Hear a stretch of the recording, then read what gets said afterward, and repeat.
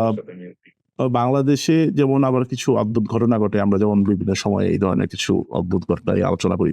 তো আজকে যেমন আরেকটা অদ্ভুত ঘটনা, আমরা তার ভিডিও দেখবো, একটু দেখে হচ্ছে সে নিয়ে কথা বলতে পারি দেখবে। তুমি এক ইয়াতে রোডে রেল ক্রসিং এ ট্রেন জ্যামে পড়ে আছে ট্রাকের কারণে। মানে রাস্তায় এত গাড়ি যে হচ্ছে ট্রেন হচ্ছে ওখান দিয়ে যেতে পারতেছে না, ট্রেন হচ্ছে ব্লক হয়ে আছে। তো আমরা ভিডিওটা দেখে আসি, তারপরে মন্তব্য শুনবো।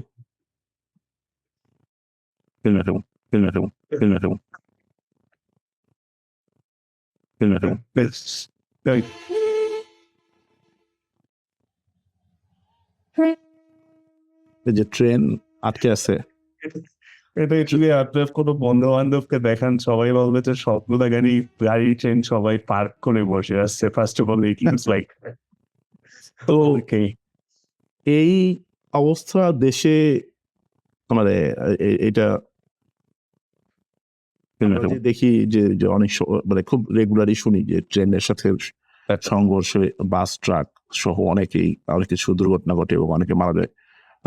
সেই জায়গা থেকে এটা মানে এটা কি মানে ট্রেন বসে থাকে না, কি বলবেন আপনি?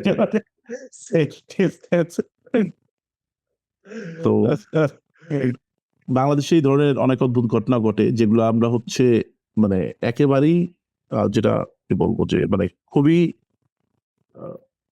সহজে চিন্তা করলেও তোমার চোখে পড়বে যে জিনিসটা হচ্ছে প্রবলেমেটিক, এইটা হচ্ছে আমার এইভাবে করা উচিত না, কিন্তু দেখা যাচ্ছে এরপরেও ওই জিনিসটা কেউ কাজ করছে না।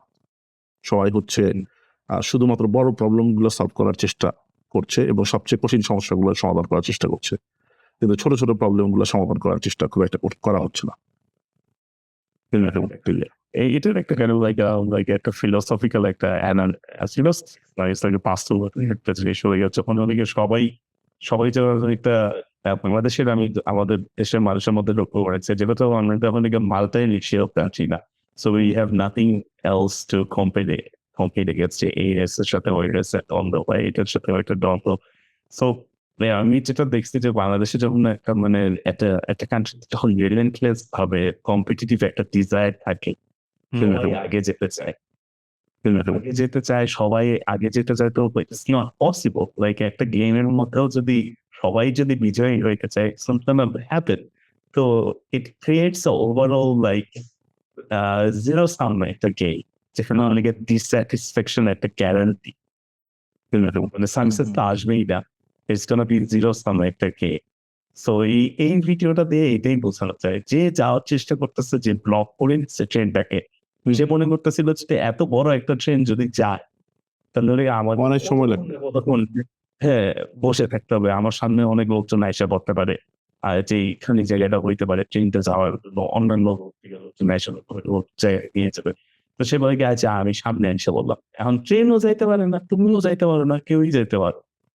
So you know, everyone is a loser. That's like the entirety of our handshake. You know, this is our কিন্তু এইটা কিন্তু ওই যে আমরা আগে আলোচনা করেছি বিভিন্ন এপিসোডে বিভিন্ন জায়গাতে, যে এটা কিন্তু তোমার ওই যে রাষ্ট্রকে চেষ্টা করে এই পরিবর্তনগুলা মানুষের মধ্যে আনতে হবে, যে এবং সাধারণ মানুষের নিজেরও একটা সদিচ্ছা থাকা লাগবে, অবশ্যই তাদেরকেও চেষ্টা করতে হবে, এটা নিয়ে কোনো ইয়ে নাই, দ্বিমত নাই।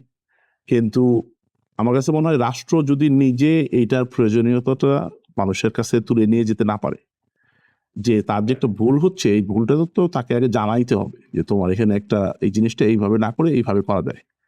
তো যে দেখছে না, সবাই তো নিজে থেকে চিন্তা করে সবকিছু বের করবে না যে আমি আচ্ছা এই জিনিসটা এইভাবে করছি, আমি কিন্তু এইটার চেয়ে আরো করার অন্যভাবে করার বেস্ট উপায় আছে বা মোর এফিসিয়েন্ট ওয়ে আছে।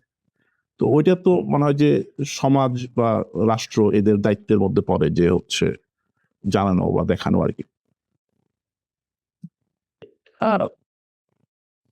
রাষ্ট্রের কথা বললেই সবসময় আমার লিগে ফোর্সফুল হচ্ছেন না না, এটা তো ট্রু।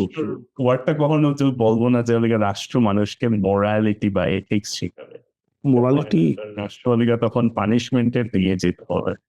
না, মোরালিটি এথিক্স না, আমি মনে করি যে বাংলাদেশের এডুকেশন সিস্টেমের মধ্যে তুমি কমন সেন্সের যে ব্যাপারগুলো, কমন সেন্স অনেক কিছু কি বলবো যে অ্যাড করার জায়গা আছে বাংলাদেশের এডুকেশন সিস্টেমে।